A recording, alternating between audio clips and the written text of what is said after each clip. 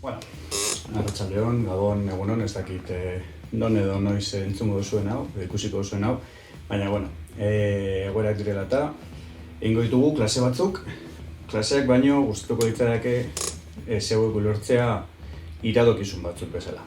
Azkenean klase batek dekon egitura edo egoera, hemen ezin dugu erreplikatu, zeuek, falta zarielako, hemen aurrean, zeuen erantzunarekiko nik nire klaseko hildoa apur bat mugitzeko eta aldatzeko zeuen einera. Baina, bueno, saiatuko naiz behintzat ideia batzuk emoten gitarraz trebatzeko eta gauza ezberdin batzuk edo behintzat nik uste interesgarriak direzen gauza batzuk jorratzeko. Hasiko gara, hitz egiten momentutxo bat, betiko lez posizioari buruz, jotzen dugunerakoan, ez hainbesten nire gorputzaren posizioa garrantzitsua da, baina azkenean bakoitzak bedeko bere gitarra elektrikoa hartzeko edo besarkatzeko era, nerea hau izaten da, normalian denbora asko ibiliko banaz, jotzen, zaitu gara beti eroso egoten, baina ez holan aurrera, beti nolabaiteko tentsio txiki bat eukin da, bakoitzaren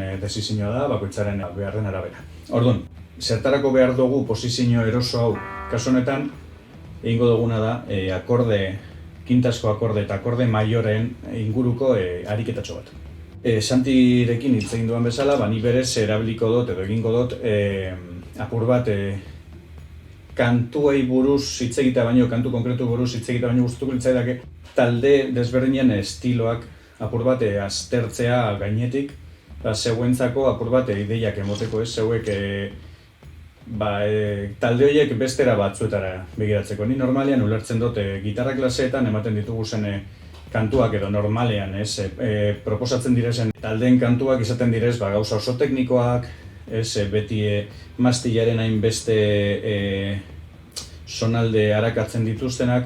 Niri gustatuko litzaidake apur bat nire ikastarotik hastea eta ikastaro hortatik ulertzea apur batzen izan zen nire garapena. Horregatik lehenengo taldea aukeratu dudana, naiz eta ez izan igual gaztetan entzuten nuen talderik ezagunena, gero urteekaz ikusi dut zein garrantzitsu izan den talde hori nire jotzeko forman. Eta zelan kinta akorde bat edo akorde maiorre batek dekon simplizidade horregaz hainbeste gauza interesgarrien alditzakegun gitarrarekin. Taldea Queens of the Stone Age da, eta talde honek dekon xarma melodiko hori asko gustatu zait beti, azkenean beti egin dute gauza apur bat zatarra,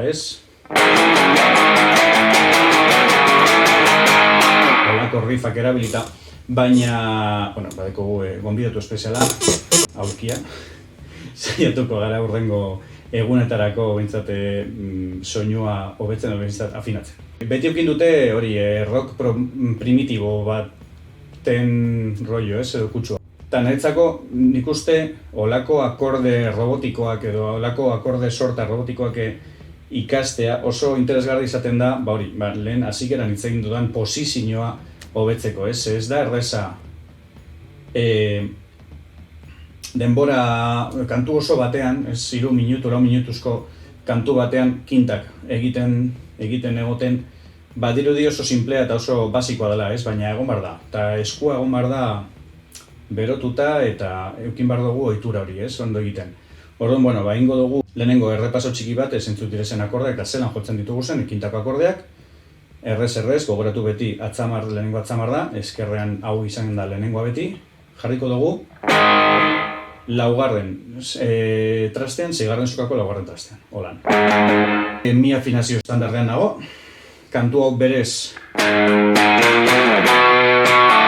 sol sostenidon dago, baina guretzako laugarren trastea, ez gara gaur oso tekniko jarriko, 6. sokako laugarren trastean jarriko dugu atzamar indizea lehenengoa. Eta gero, beti bezala, kintako akordetan anularra eta minikea, 3 eta 4, jungo direz beti, atzetik, hau beti jungo direz holan, Aukeratut kantu hau simplea izan da, dituelako melodikoki oso interesgarriak diren, edo harmonikoki beto esan da beti, oso interesgarriak diren kutsu batzuk. entzungo ditugu. Printzipioz, kantua oso erreza da.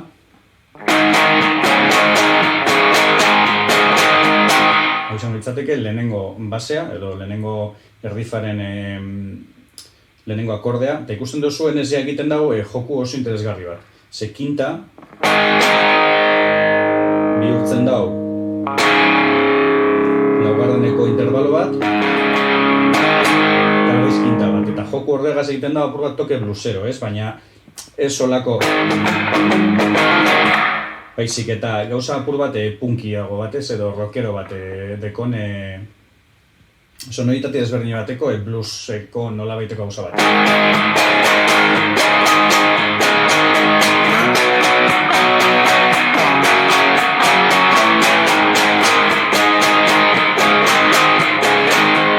Ikusten duzuenez, eskumamen oso garantzitsua da. Eskerrak momentuz kinta egiten badau ere nik ja badekot jarrita atzamar dau akorde maior mantentzeko, baina hori ikusiko dugu urrengo zati batean, momentuz kintako sonoritateagaz geratuko bada.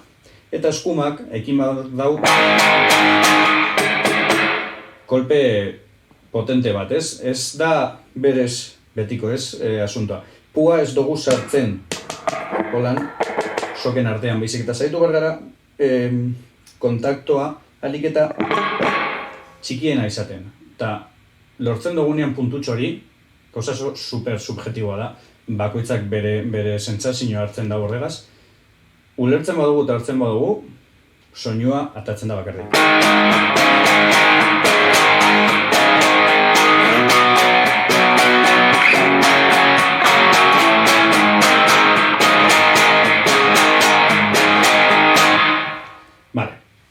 Orduan, guretzako momentuz notekaz baino ibiliko gara trastekaz hitz egiten, bale? Egiten nahi gara, si maiordean gaude printzipioz, baina gero badauz joko batzuk, baina guretzako si maior.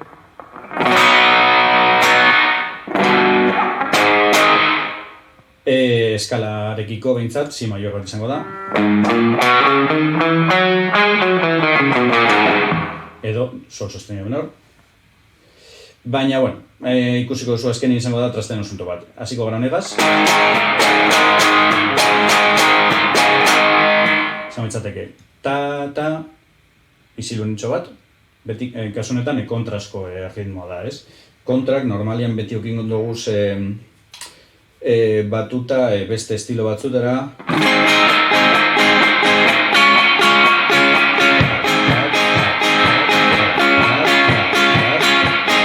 Olako isilune horrek ematen dion mugimendu batik. Baina punkean eta rockean betira bidirez.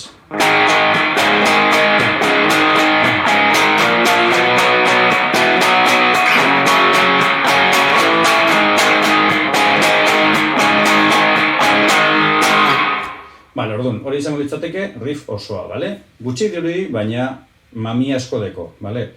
Alde batetik, gogoratzea, ez? Memorizatzea eta eskuak memoria muskular hori edo bihar memoria hori garatzea.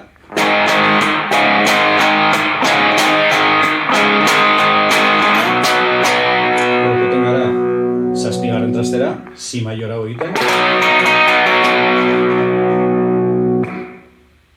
Gero, bigarren trastera, dana beti hitzegitan egina seigarren sokan, hasiko bagina. Eta gero egiten dugu hor, gauza, kutsu flamenko hori dekone melodia, ez dana?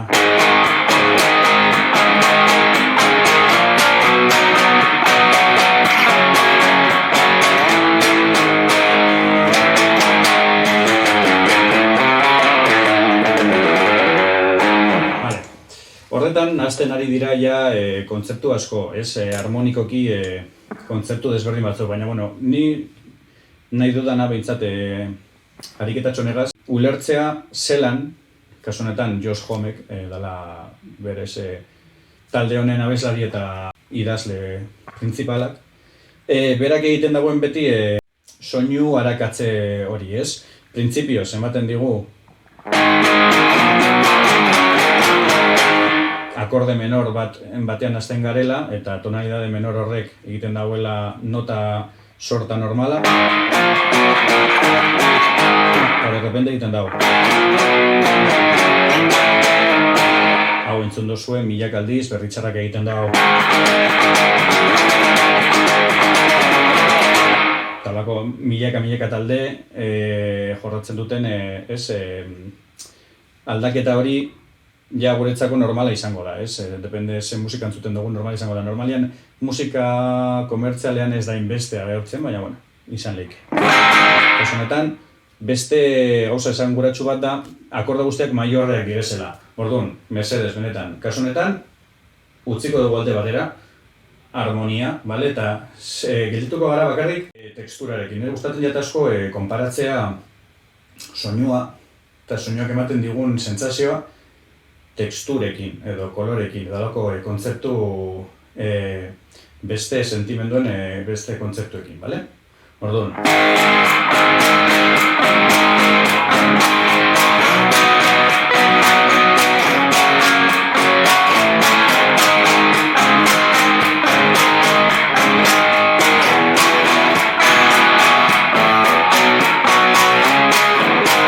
Eta hemen ningo dugu bigarren zati hori, bale? Erreza, egin dugu birritan.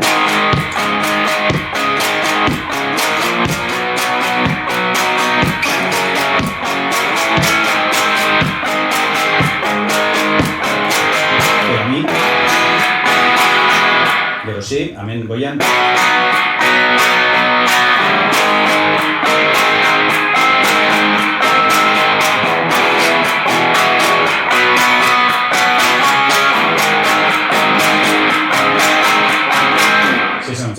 Mi, si quinta nahi duzue, edo si mayor. Pasatzen gara bosgarren zorkako laugarren trastera barkatu. Ez, erdiko akorde hori egiten, eta guztien gara berdi sol sostenido horretara. Dana jarraien esan mintzateke.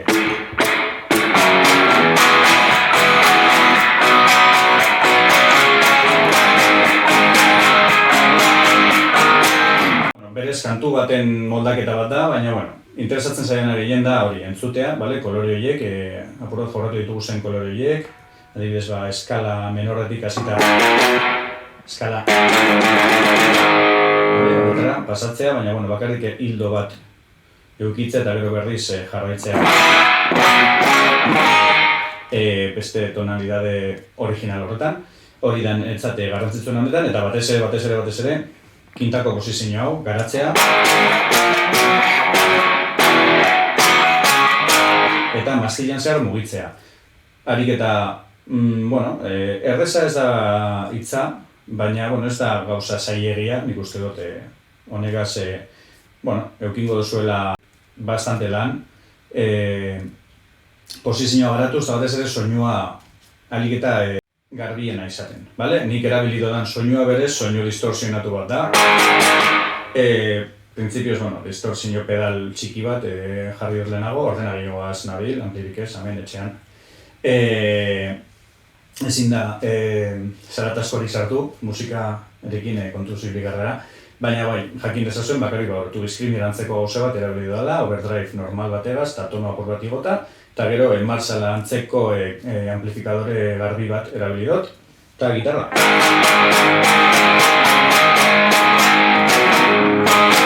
Ezteko misterio zurik, baina hori, batez ere, eskumako eskua super garrantzitsua pulso hau egiten.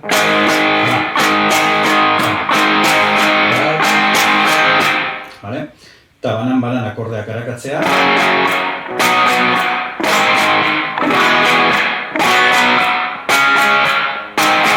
Eta gero, saiatzea, nik proposatutako erriff oso hori jotzen, bale? Azken buelta bat emango diot, eta espero dut zeren gustoko izatea, eta hau alik eta gutxien irauten dagoen, da alik eta lasterren batera egoten gare, bale? Esarka da.